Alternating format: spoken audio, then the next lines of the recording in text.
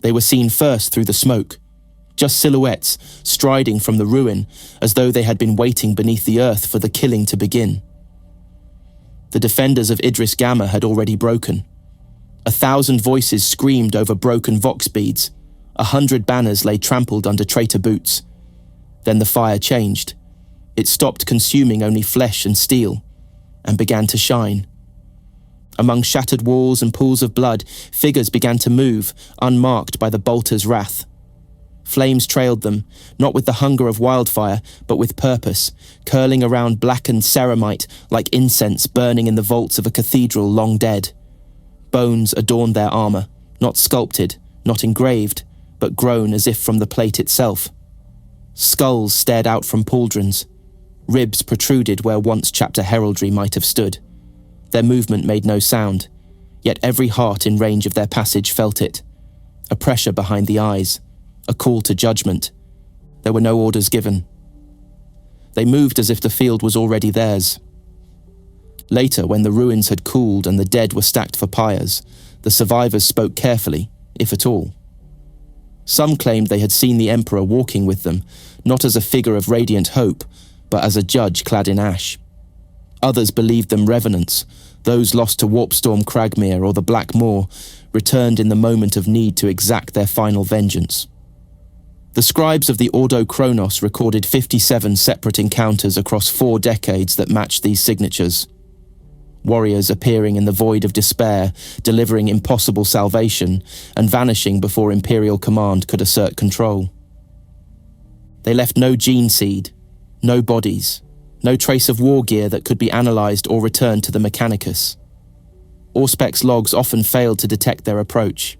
Surveillance pics captured only the aftermath, as if the moment of their passage had scorched the recordings clean. And still, they came. Again and again. There were some among the Inquisition who feared what such a force implied, not for the enemy, but for the Imperium itself. That the Emperor might wield weapons no one could understand, whose allegiance was not pledged by oath or gene code, but by something older, deeper. There were whispers of the Firehawks, of the warp-born catastrophe that consumed their fleet, of ships lost in stormlight, of signals echoing back across decades. But the Legion bore no chapter symbol, no name etched in the archives of Mars. They belonged to nothing, and answered to no one. They did not come when called, they came when needed. And when they did, something within the air changed. Not hope, not deliverance, a reckoning. Their bolters roared with fire that did not behave like flame. It clung to the enemy, screamed as it burned. Armor melted, eyes burst. Even those blessed by the warp found their gifts torn from them, their sorceries reduced to ash before the onslaught. Some demons did not die, but fled, ripping holes into unreality to escape what followed them. And when it ended, always within minutes, the Legion stood alone, surrounded by the fallen. Sometimes they turned to the defenders they had saved. Sometimes they did not. But they never spoke. They never stayed. A blink, a turn, a wash of smoke, and they were gone. No signal followed, no tribute accepted. Nothing remained but the scorched icon of a flaming skull burned into rockcrete where one had stood. In the years that followed, the ecclesiarchy forbade the naming of the Legion in public liturgy. Yet candles still appeared at shrines where they had fought. Bones carved with flames were hidden within reliquaries. Some claimed their coming was a sign of divine intervention. Others saw them as a punishment. No doctrine resolved the truth. No edict erased the fear. They were not a legend born from distance. They were a memory seared into the eyes of those who saw them. In the fleet records of Segmentum Tempestus, there is a line struck through in red lac wax, faded now beneath layers of sanctified sealant. It lists the Rapturous Rex, a strike cruiser of the Firehawks chapter, marked as missing in transit during a warp jump to the Crow's World subsector. No final signal, no debris field, no survivors. A single notation added months later reads simply, "Presumed lost to warp instability, liturgical rites observed." This is where some say the Legion was born, not from any factory chapel of Mars, nor through the slow, gene-scripted process of a founding, but in the crucible of warp-born annihilation. The Firehawks, once known for their zealotry and ritual flame warfare, were already viewed with wary respect by other chapters. Their tactics had grown increasingly esoteric, their devotion bordering on what some archivists dared term pre-imperial pyromysticism. They believed fire could purify not only matter, but soul. When they vanished into the storm, many assumed that belief had consumed them entirely. The truth was stranger. Warp echoes of the rapturous Rex persisted for decades. Vox fragments, distorted beyond any sanctioned dialect, emerged at irregular intervals. No full message survived, only fragments, snatches of high Gothic, twisted into something like mourning. 100 inquisitors heard them. None claimed understanding. Yet the same psychic phrase recurred in each pattern: burn us into memory. When they reappeared, if reappearance is the word, it was not as Firehawks. Their sigils were gone, replaced by bone. Their colours faded beneath soot. The legion that emerged bore no names, no ranks. They acted as a singular organism, moving, striking, vanishing, as though each battle was a remembered pain they had been summoned to reenact. The Adeptus Astartes teach unity, but the legion fought as if they shared one mind, not through discipline, through doom. Rumours gathered like ash. Some said the Firehawks had flown into the heart of a warp rift, where time folded and burned itself away. Others claimed a psychic beacon had anchored their ship at the edge of unreality, leaving them trapped in a realm where the only truth was vengeance. One tale, preserved in the forbidden canticles of the Scriptorium Noctis, speaks of a ship that burned forever, not destroyed, but caught in a moment of annihilation, its crew neither living nor dead, fueled by the memory of loss that could never resolve. On Vandalia Secundus, during the purge of the Hollow Moon cult, a detachment of Adeptus Sororitas recorded bolter patterns matching those used exclusively by the Firehawks during the late M37 campaigns. The flames were black. The armour bore no markings. And yet, within the terminal logs of Canoness Burial, found in the ruins afterward, was written, "They came with our litanies still on their tongues." No evidence of the Firehawk's genetic signature has ever been recovered from Legion remains. In truth, no remains have ever been recovered at all. When struck down, the legionaries burn, not in fire, but in lightless immolation. Their forms dissolve into smoke, and the battlefield is left colder than it was before. Only the scent of ozone and charred iron remains. The Mechanicus has filed 13 separate requests to study the Legion's war gear. Each has ended in data corruption, site disaster, or unexplained loss of research personnel. Whether the Legion are the Firehawks reborn, or something birthed from their demise, remains unprovable. But the patterns persist. The worlds they once garrisoned are now home to whispered pilgrimages. A shattered tabernacle on Grendel's Reach, scoured clean by orbital fire, bears a single scrawled line in low Gothic beneath its sanctum arch. They watched the flames and did not scream. There are no confirmations in the Codex Astartes. Gilliman's doctrine provides no place for a force that cannot be ordered, contacted, or commanded. And yet, every chapter knows of them. The Black Templars speak of their silence with reverence. The Blood Angels do not name them aloud. Among the Salamanders, there are old rites still performed in darkness, involving bones, ash, and an unlit brazier. For the Firehawks, no final death was ever confirmed. No successor chapter was ever raised. Their line was not mourned in full. Perhaps it still burns. Perhaps it was consumed so completely that all that survived was purpose. Not redemption, not wrath. Only memory, burning until the stars go dark. There are places where time does not pass, not as it should, where the flow of hours can twist in on itself, slowing into languor or racing into entropy.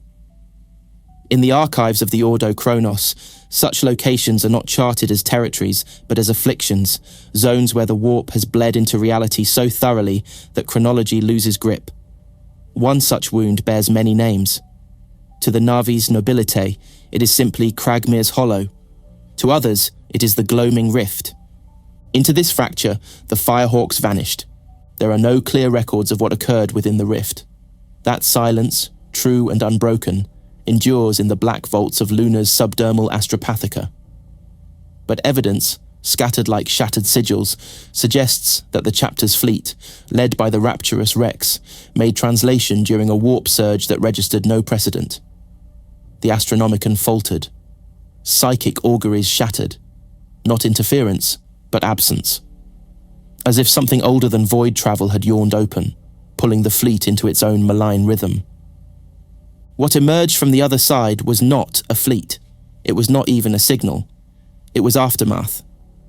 Across the rimward marches, battles began to change. Defeats turned without cause. Xenos incursions stalled inexplicably.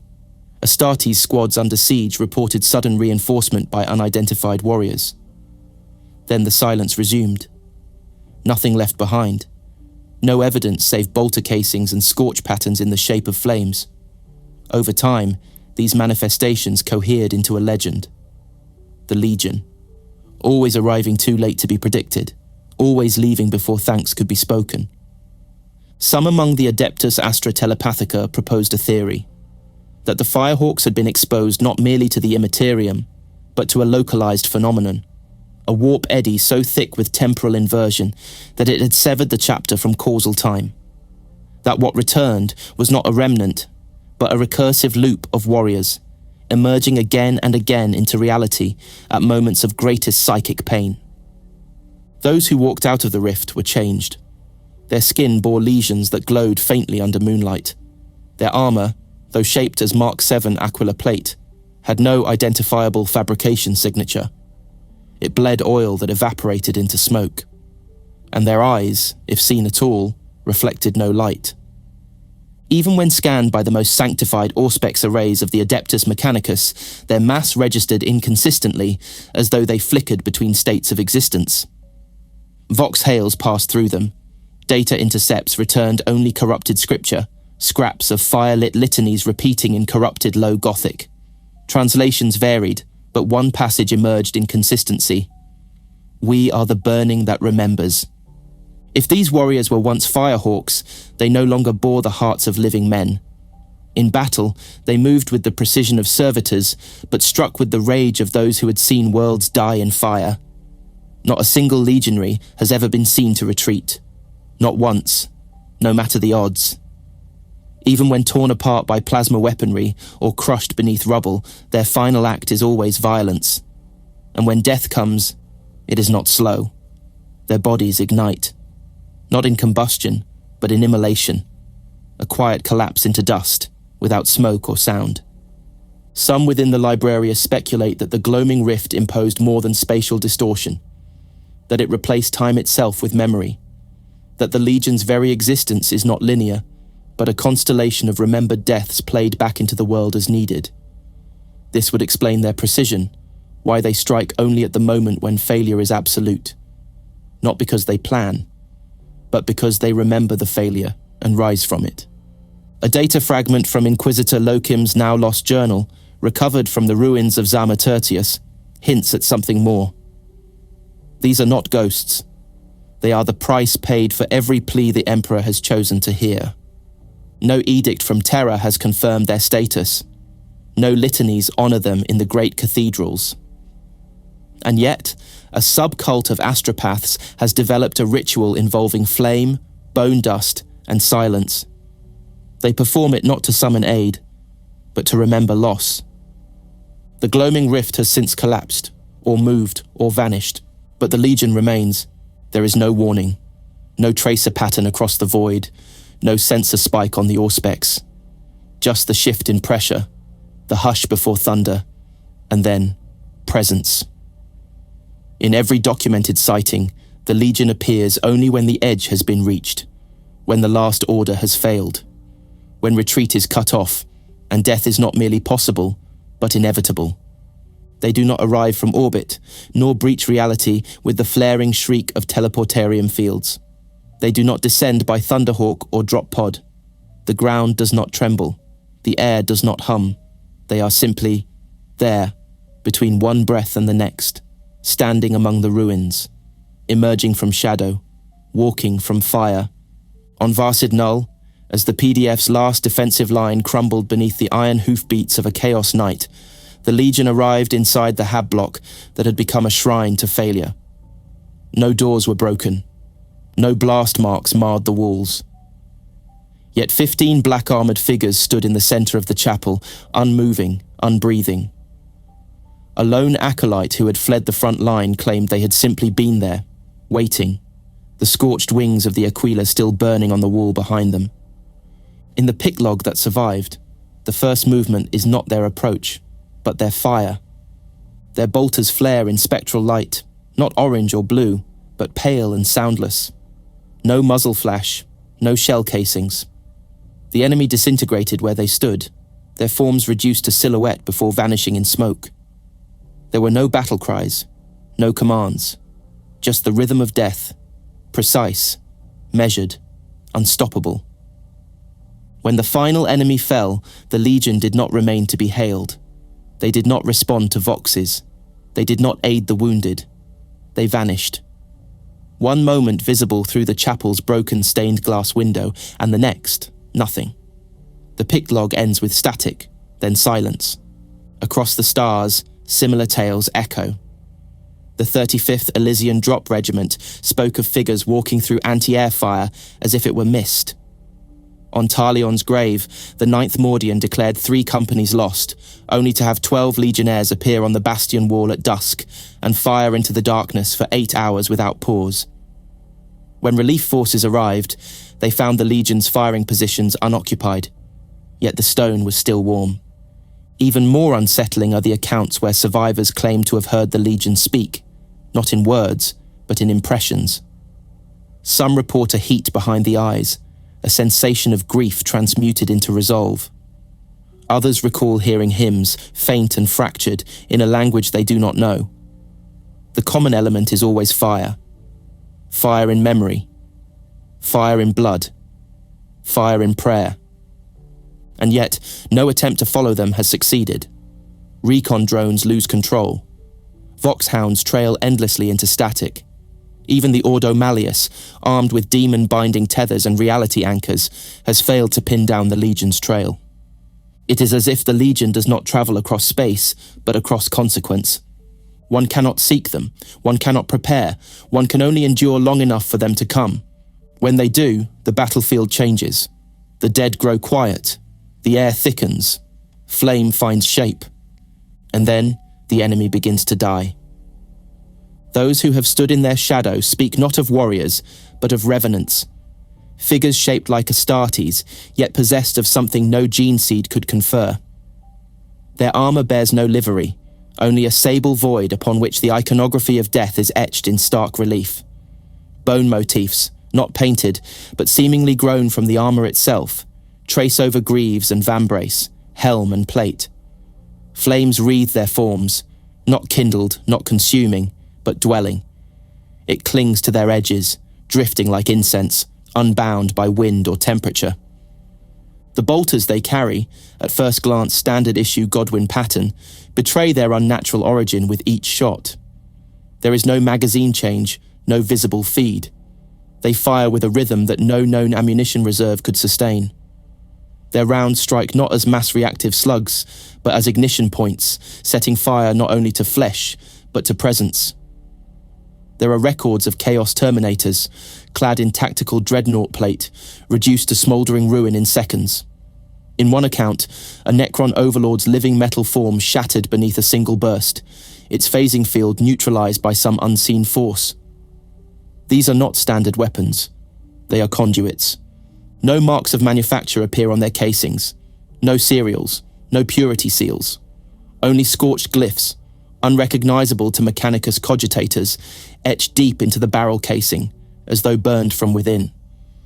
Their movements defy conventional physics. Gravity affects them, but seemingly out of sequence. In one rare recorded sequence from the Heraclean Bastion, a legionary was seen to leap across a crater field 30 meters wide without propulsion, impact, or distortion. He did not fall or land, he arrived, as if place was a matter of alignment, not traversal. Blades have been sighted, short, brutal combat knives of blackened adamant, and on occasion relic chainswords that glow with an inner red heat, but they use them only when pressed. Most foes fall long before the Legion closes distance. Those who do engage them in melee often suffer not only wounds, but systemic breakdown. Armor cracks without strike, nerves rupture, sanity flees. There is one account, held in restricted vaults on Hydra Caudatus, where an orc war boss attempted to charge a legionary. What followed was described not as a duel, but a moment of annihilation. The war boss ceased to be. No explosion, no shriek. Simply undone. But for all their lethality, it is their silence that most unnerves. They never speak, never signal, never chant the sacred litanies of the cult Imperialis, and yet those who witness them claim to feel words, pulsing in the blood. Not commands, memories. Some weep, others fall to their knees. A few, those trained in the mysteries of the Scholastica Psychona, report seeing flames in the corner of their vision for weeks afterward, long after their hearing returns. Every record ends the same way. The Legion does not wait for glory. They do not hold the line. When the foe is routed, when their final volley has been fired, they vanish. Sometimes walking into the smoke, sometimes simply gone between one breath and the next.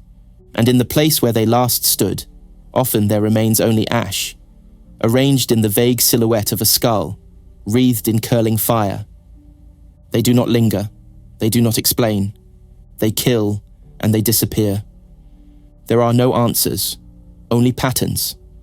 Theologians, Magi-biologians, and Ordo Malleus interrogators have gathered across millennia to dissect the phenomenon of the Legion. Each has emerged with a theory, and none agree. Perhaps it is because the Legion's nature defies containment. Perhaps because the answers require not data, but faith. One claim persists with more weight than most, that the Legion of the Damned are the Firehawks, lost in the warp and returned in ruinous grace. The correlation is seductive. The timing aligns. The regions of activity overlap. The Firehawk's preference for flame as tool and symbol is echoed in the Legion's every gesture. And yet, if they are the same, they are not unchanged. No chapter, no matter how devout or traumatized, could function without command hierarchy. The Legion displays no such structure.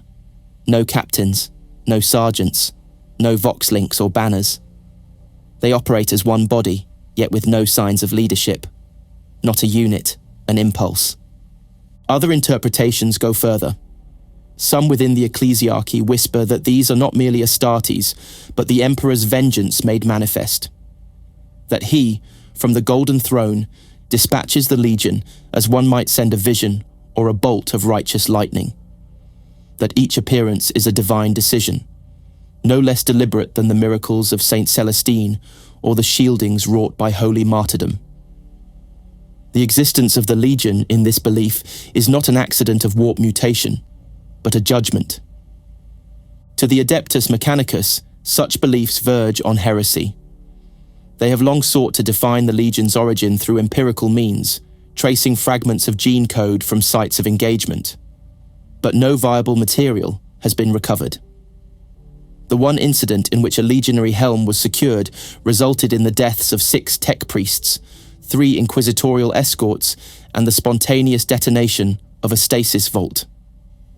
No biological trace remained, only flame. More esoteric interpretations have taken root in the Ordo Xenos and Ordo Chronos. One theory holds that the Legion are time-locked echoes, created by the warp as reflections of an event that never occurred, bleeding into real space where trauma opens the path. Another suggests they are spiritual parasites, consciousnesses fused to archaeotech armor, animating their shells through lingering hatred.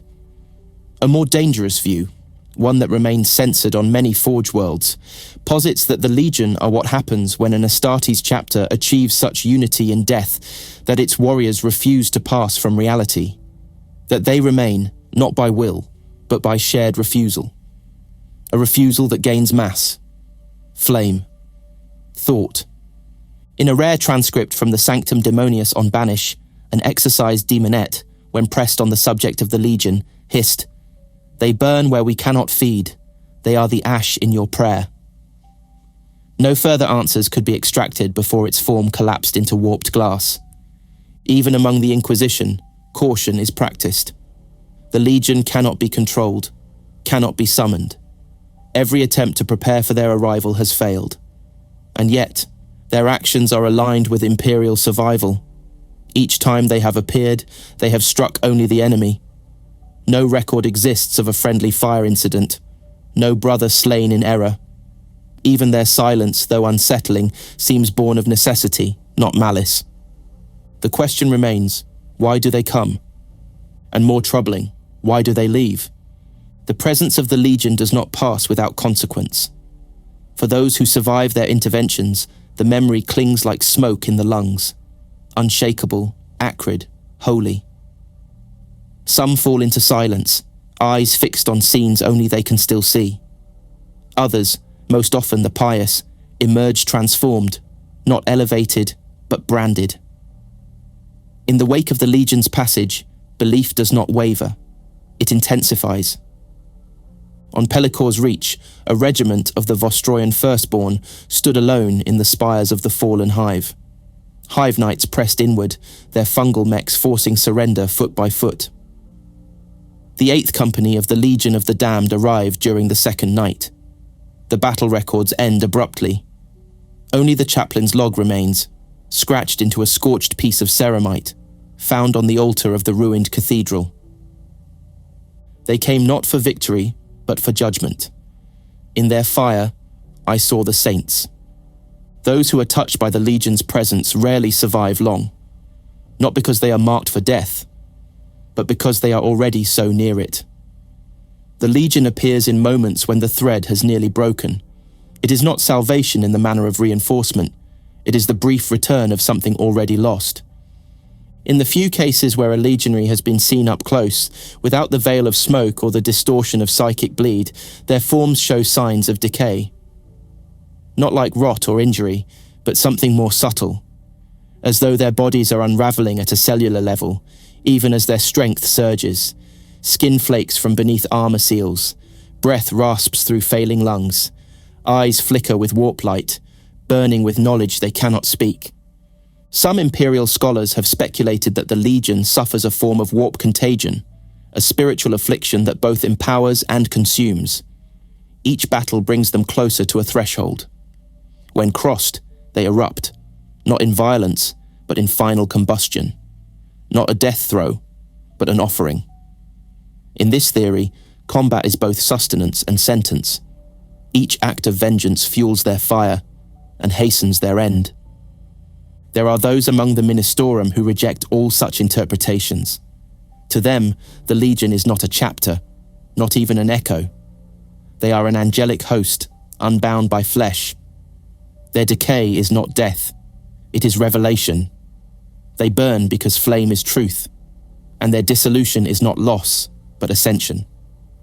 Such zealots have been censured, and on rare occasions purged, but their words persist. In the low-hab shrines of Charon Theta, hollow-eyed pilgrims paint skulls in soot and whisper litanies to the silent flame. Children of martyrs are taught to leave candles lit in bone casings. The message is always the same. When the fire comes, do not run. There is a story told by survivors of the Karen Ridge massacre. A young commissar, barely past his vows, had rallied a pocket of defenders in the final hours of a Tyrannid onslaught. He spoke to them in the dark, voice broken, spine shattered. They did not expect to live. Then the Legion arrived. In the moment of impact, the boy commissar saw one legionary pause, just for a heartbeat, and in that heartbeat, he claims, he heard a voice, not spoken aloud, but pressed into his mind like a memory from childhood. We have not forgotten. You are not alone. The commissar lived, his body crippled, his mind scarred. He would never walk again. But every day without fail, he lights 12 candles in the shape of a skull. One for each who fell. One for the legionary who remembered. No reward follows those who witness the Legion. No medals, no honours. The administratum makes no mention. Their passage is officially categorized as atmospheric interference, localized phenomena, or battlefield anomaly. But in the hearts of those who were saved, the fire burns. There are names etched into stone that should not be spoken aloud. Names of those who thought themselves powerful enough to pierce mystery with force, to bend silence under interrogation. Among these were inquisitors Hyphel, Orlentis, and Solivar, each a voice of rare authority, sanctioned to question even the Adeptus Astartes. Each vanished in pursuit of the Legion. Hyphel began his pursuit with a data map of 56 verified Legion sightings. He assembled a task force drawn from the Death Watch, Mechanicus, and Grey Knights, and declared his intent to make contact. His final report, recovered from a data casket drifting in orbit over Scalus 6, was no more than a fragment. They see us before we are born. Nothing else remained. Orlentis sought to bind one, to anchor a legionary within a stasis field rigged with null tethers, warp dampeners, and prayer wards sanctified by the Cardinal of Ilan Tertius. The ritual failed before it began. The moment the legionary appeared, materializing not in the field, but behind the circle, the room was consumed in fire. Not thermal, but conceptual. The pict feeds captured no combustion, no chemical burn, but the observers died screaming, their minds scorched, their bodies intact. Only Orlentis survived. He spoke nothing for 7 years. When at last he did, his first and final words were, "I understand now." He exhaled, and ash poured from his lungs. Then he fell. Solivar operated from secrecy, his network of informants embedded across 5 sectors, their task to track fluctuations in warp resonance patterns, trace troop withdrawal vectors, and map psychic trauma fields. His predictive model succeeded once. The Legion arrived exactly where and when he forecast. He was waiting. They passed him without pause. His data scribes recorded the moment, frames in which the legionaries walked through him, as if he were not real. 3 days later, Solivar submitted himself to the Black Ships. When asked why, he simply said, "I have touched the Emperor's shadow, and I am not worthy." The Inquisition ceased formal pursuit thereafter, not because their task was complete, but because the price of clarity outweighed its gain. Some among the Ordo Hereticus believe the Legion is a test, that those who seek them with ambition are burned, while those who wait in despair are blessed. Others theorize that the Emperor himself has interceded, clouding all vision that seeks to pierce the Legion's veil. No sanctioned psyker has successfully read a legionary. The attempt has been made, though never repeated. Each result is the same: seizure, unconsciousness, or death. One unsanctioned diviner, operating from a hidden sanctum beneath the ruins of Mortris Prime, claimed to have broken through. Her final message, scrawled in blood upon the stone wall, read, "They are his breath. We are the smoke." The ecclesiarchy remains divided. The official stance is non-recognition. The Legion does not appear in saintly catalogues, nor are their symbols permitted in formal iconography. And yet, deeper within the old cathedrals, amid reliquaries long sealed, the signs are there. Tiny skulls of bone set within flame-shaped brass, tucked beneath altars, beneath layers of incense dust. None claim the Legion, none command them. They arrive as they choose, vanish as they will. Their actions are never questioned. Even the custodes, those who have walked the halls of the throne world since the days of unification, have never interfered. Their silence speaks more than any decree. There are those who believe that the Legion is not merely permitted by the Emperor, but that it is his voice made motion. A living judgment. Not for the Imperium's enemies, for the Imperium itself. They are never at rest. Not in the stillness of victory, not in the hush of the grave. The Legion walks without sanctuary, for theirs is a curse shaped not by punishment, but by purpose that cannot conclude. There are signs within their withered forms, indicators of a deeper affliction. Flesh, where glimpsed beneath fractured seals, appears desiccated, almost fossilized, yet capable of impossible strength. Movements are precise, efficient, but there is a rigidity to their limbs that speaks of pain endured as permanence. When wounded, they do not bleed. When maimed, they do not slow. Some theorists within the Ordobiologies posit that the Legion is in the final stages of a degenerative warp disease, an entropy of being accelerated by exposure to combat. This is not mutation, it is unraveling. Their decay is matched by power. The more a legionary fights, the more reality bends around them. Flames burst without ignition, shadows recoil. In one case, recorded by an Ultramarines recon team during the Rakos uprising, a legionary was seen to punch through a demon engine's front plate with bare gauntlets, molten slag hissing where his fingers passed. His eyes burned white, and his mouth was sealed shut, not by design, but by fused ceramite. He did not stop until the engine fell, its warp core screaming into silence.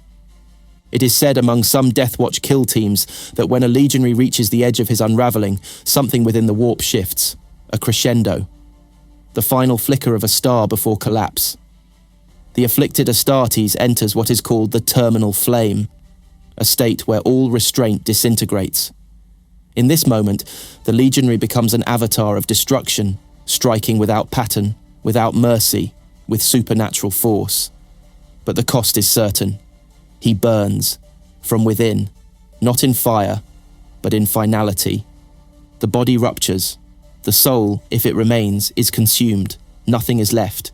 No remains have ever been found of a legionary who reached this state. Only scorched earth, melted stone, and silence. Always silence.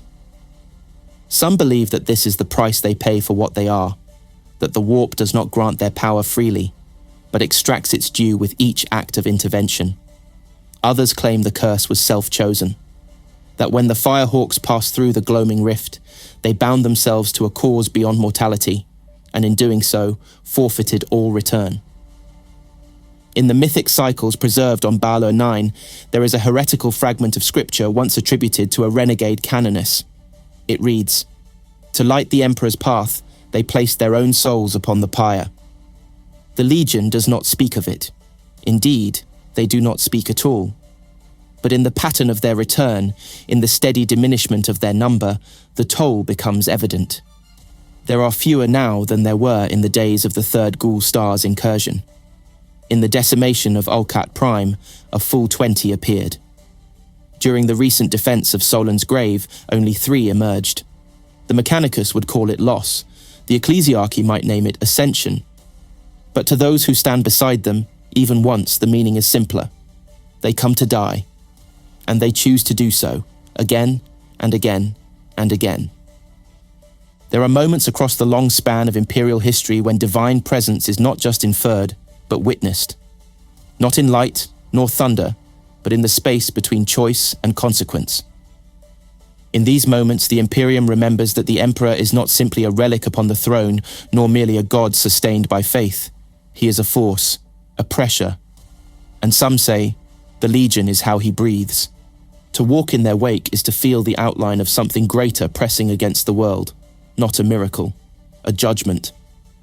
Accounts across Segmentum Pacificus tell of battlefields cleansed not by force of arms, but by timing too precise to be random. When the Legion intervenes, they do so with knowledge no tactician could obtain. They strike supply lines buried beneath kilometers of ash. They collapse demonic rituals before the final syllable can be uttered. They appear at crossroads where retreat would doom thousands, but remain just long enough to change the axis of history. In the rarest cases, they appear not at all, only to be discovered in retrospect. Stratego Captain Pharos of the Cadian, 144th, once revised his campaign notes after reviewing post-battle scans. He believed the flank had held due to a reserve unit. There was none. What appeared in the pict feed was a series of flame-like shadows, moving as if in rhythm with the Emperor's breath, passing through chaos lines without resistance. When Pharos tried to report this anomaly, his words failed him. He took a vow of silence thereafter. It is not only mortals who sense this force. On 3 occasions, sanctioned psychers have collapsed during Legion engagements. Each reported the same image, a throne of flame, surrounded not by angels, but by burning warriors whose faces were skulls. They did not speak. They judged. Theories within the Ordo Malleus propose that the Emperor may use the Legion as a medium, a vector through which to enact his will when all other forces fall. If so, the implications are staggering, for it suggests that he remains aware, that he watches, that he chooses. And if he chooses, then the Legion are not accidents, they are precision. On Oklaw's tomb, where a heretic sect nearly breached reality with a null core ritual, the Legion arrived minutes before the gate opened. No fleet preceded them. No transmissions were made. They did not merely strike the traitors, they incinerated the device itself, bypassing every defense. What remained was a circle of scorched glass and a single glyph, etched in fire. By flame, his silence is kept. The High Lords of Terror do not comment on such events, but there is a growing awareness among those who peer too closely, that the Emperor's power, though refracted through pain and warp and worship, still moves, and the Legion may be the vessel, not of his mercy, but of his memory. For if the Emperor has forgotten nothing, if he remembers every soul lost in his name, every betrayal, every scream that fed the Imperium's birth, then the Legion is not an army. It is the return of that memory, forged into fire. No anchor holds them, no chapter keep receives them. They possess no fortress monastery in the conventional sense, no bastion upon a mountain peak, no orbital dock crowned in iron and heraldry. And yet, something exists. Somewhere beyond the veil of sanctioned reality, there lies a space that bears their echo, the place the Legion returns to. Among the outcasts of the Scholastia Psychona, those driven to the edges of psychic coherence, a term circulates in whispered fragments. Vigilus penumbra.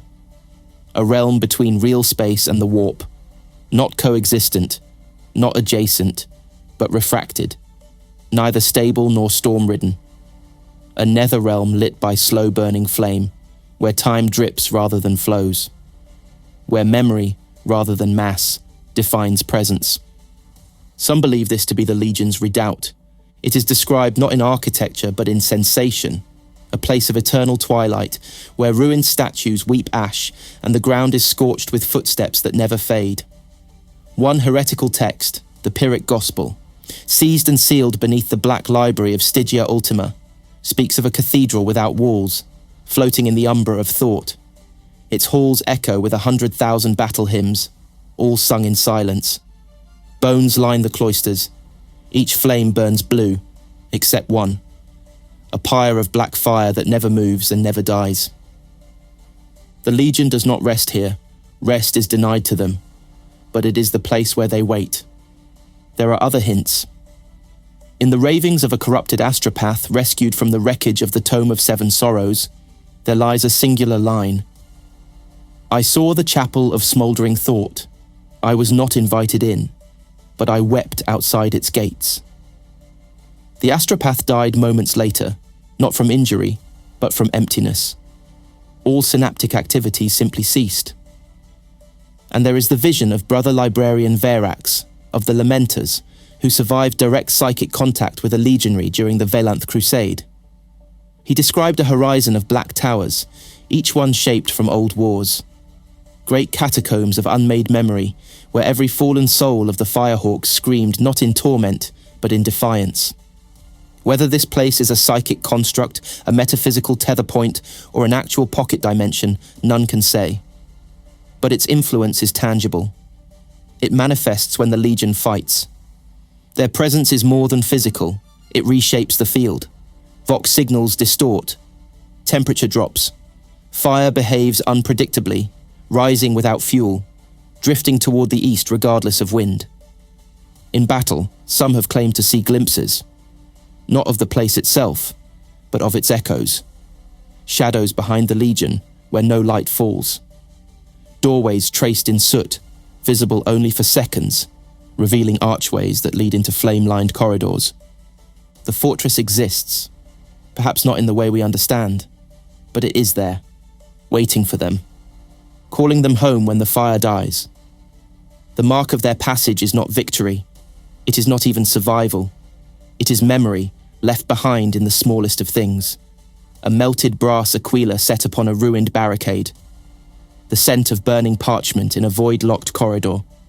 A single candle still lit, placed in the crater where a mortal once stood. No other force in the Imperium leaves relics it did not carry. And yet, after the Legion departs, objects remain. Not equipment, not gear, symbols, signs, and always, the flame. On Grenthal's Moor, after the massacre of the 17th Penal Legion by a Drukhari raiding host, a single soldier was found alive. Mouth seared shut, eyes blind, hands pressed to a wall scorched with the imprint of a skull wreathed in fire. When Medici opened his jaw, he spoke 3 words. They lit it. He died smiling, though his lungs were full of ash. Across countless war zones, the phenomenon repeats. A bolter casing fused to stone. A pattern of burn marks that resolve into a haloed helm. Bones arranged in the spiral configuration of an ancient Terran funerary rite, one used by the pre-Unity fire cults. These are not accidents. They are left with purpose, left to be found. The most common trace is the candle. No matter the wind, the motion, the void, when the Legion vanishes, candles remain. Sometimes a dozen, sometimes hundreds. Each one burns with a steady flame, flickering only when approached, as though responding to memory. They do not melt. They do not go out. They burn until no one is left to witness. On Thrasil's descent, an entire PDF battalion was surrounded by traitor guard. They fought for 12 days before their strength failed. On the 13th night, the sky lit with warp fire. When the relief fleet landed, they found no living enemy. Only burned-out husks and rows of candles stretching from trench to trench, each one burning with a blue-white core. The candles led to the command bunker. Inside, the walls were covered in soot. One phrase had been scrawled with a finger across the command table. We remember. Even the enemies of the Imperium have noted these signs. Eldar Farseers refer to the Legion as Ash Walkers. To the Tau, they are known only in myth, figures who walk through death and leave purity behind. Chaos cults fear them, though they do not speak of it aloud. In the hidden pages of the Book of Accesseur, a demon prince wrote, "When the candles burn, I cannot feed." There are theories, of course, that the candles are psychic residue, that they are literal manifestations of will, objects burned into being through the combined memory of the damned. Others suggest they are invitations, left for those who would follow. That one day, someone will light a candle in the right place, at the right time, and find themselves not alone. Among the silent orders of the Astra Telepathica, it is now a quiet tradition. In every scriptorium, one unmarked candle is lit during each planetary invasion. If the flame flickers without cause, a name is spoken. The name is not of a saint, nor a primarch. It is the name of a legionary who never had a voice. Across the Imperium, in systems far removed from the great war fronts, their name is not taught, but it is known. Whispers carry it. Not in formal recitation, not in catechism, but in story. Tales told between shifts in the manufacturer, murmured in Hab shrines, scratched in low Gothic script beneath the bunk of a dying guardsman. The Legion of the Damned. Not a chapter, not a force, a reckoning. What remains of their presence is not catalogued in the Librarius, but it lives in the pause before a prayer, in the moment before despair becomes surrender. There are those who speak the words, "Let them see me," when all else has failed, not as a plea, as a summoning. Children play games in hive stacks where the walls bleed rust, pretending to be warriors who burn without dying. On the night before deployment, some regiments pass a single candle along the line, never lit, only held, as if to remember what cannot be named. These rites are not taught. They emerge, again and again, as if rising from the soul of humanity itself. The ecclesiarchy denies them from the pulpit. Officially, the Legion is a myth, an exaggeration of field reports, a misinterpretation of experimental tech, a ghost story clung to by the weak. And yet, in private, some confess. Candles have been found in the private sanctums of high-ranking cardinals.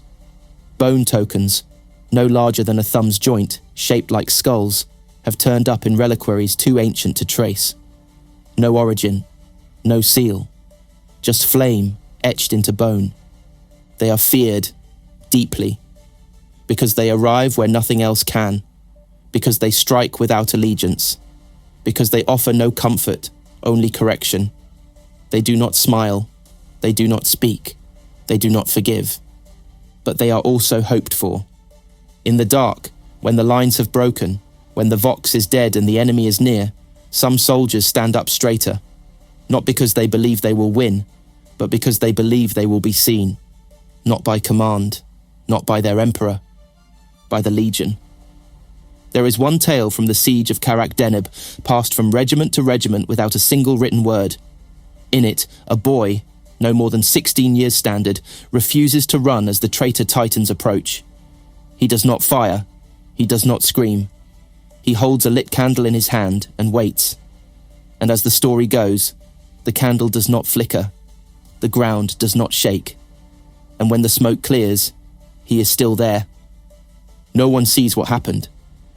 But across the scorched ruin behind him, a perfect path has been burned into the ash, each footprint lined with bone. The boy's name was never recorded. The story ends the same way each time. He wasn't afraid. He remembered. After they are gone, the quiet does not feel like peace. It feels like what follows after something enormous has passed by. A celestial weight displaced. A presence withdrawn that should not have left a mark, yet somehow did. The battlefields they leave behind are changed, not merely by the absence of the enemy, but by the residue of something else, something unspoken. Commanders rarely know what to report. Engagement logs are incomplete. Kill counts do not align. Corpses remain, but no footprints lead away. Flame patterns are burned into soil too damp to carry fire. Tech priests scouring the remains find anomalies. Bolter impacts that shouldn't have penetrated armor. Circuits melted without a heat source. Enemy machines that failed all at once without visible damage. These things are noted, then buried in the annexes of mission records under codes that imply hazardous misinterpretation. And then there are the men and women who fought beside them. Some desert after the battle, not from cowardice, but from conviction. A few wander into the wastes alone. Others enter monastic silence. Among those who speak, none can quite describe what they saw. A sergeant of the Armageddon Steel Legion once said, "It wasn't that they were invincible, it's that nothing could stop what they'd already decided to do." Another survivor, from the doomed Cadia 402nd, simply whispered, they weren't part of the battle. The battle was part of them. Tactical doctrine cannot accommodate this. The Officio Tactica marks their interventions as anomalies, best left unaccounted for in future planning. The Inquisition deletes such records, often with accompanying mind-wipe orders. Yet the whispers endure. In strategic terms, their impact is both critical and undefinable. Every Legion appearance has turned the tide of a lost engagement. Each has redirected the course of an entire war zone. But their absence afterward is not relief. It is dissonance. They offer no command integration, no territory retention, no structure. Their victories are hollowed of continuity. And perhaps that is the point. The Legion does not fight for control.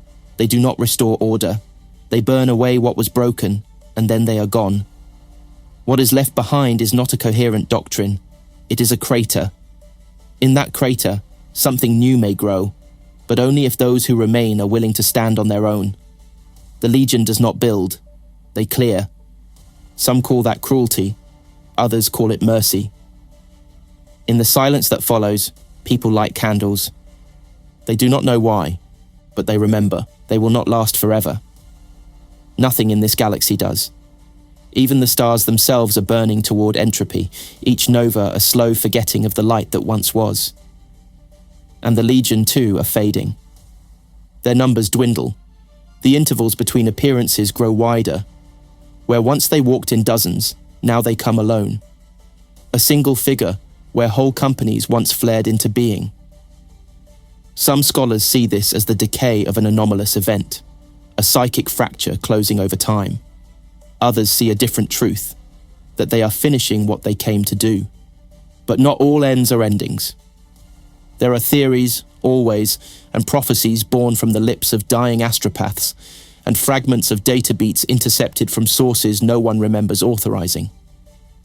One such fragment, broadcast during the onset of the Noctis Eterna, contained only these words: "When the last candle gutters, the gate will open." No one knows what gate, or if the message was ever meant for human ears. But in the long black hours after Cadia fell, when hope itself seemed as fragile as breath on a frozen breeze, legionaries were seen again, at Tibor Prime, at the Enoch Reaches, on the broken fields outside Luna's shadow. They came in greater number than they had in centuries, and then they vanished. No formal record exists of their presence in the awakening of the Primarch. But in the wake of Guilliman's return, when the Great Rift tore reality apart, an Imperial Fists detachment on Gathalamor reported a single candle, still burning, in the Hall of Martyrs. Its flame flickered violet, touched by the warp, but unconsumed. It has not gone out. So the question remains, what is the final purpose of the Legion? Are they a curse? A reminder that even heroes must burn? Are they a miracle? A grace beyond theology, dispatched by a god who no longer speaks? Or are they a promise, left burning at the edge of time, for a day when the Imperium itself stands at the threshold of extinction? Somewhere, deep in the places no one speaks of, a legionary waits. Not for orders, for memory, for the last scream in the last battle on the last world to call him back into fire. He will not come to save, he will come to witness. And when he does, the galaxy will remember what it means to burn.